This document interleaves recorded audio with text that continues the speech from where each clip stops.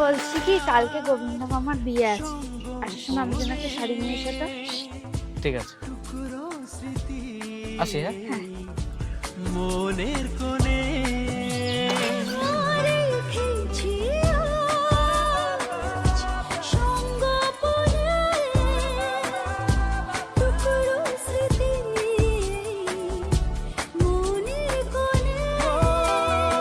ভেবেছি যতবার তোমাকে হারিয়েছে যে না এই যে তোমার শাড়ি।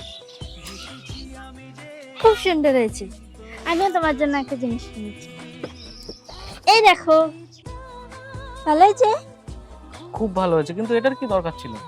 কি দরকার ছিল মানে? নিজের জুতোটার দিকে একবার তাকিয়ে দেখো।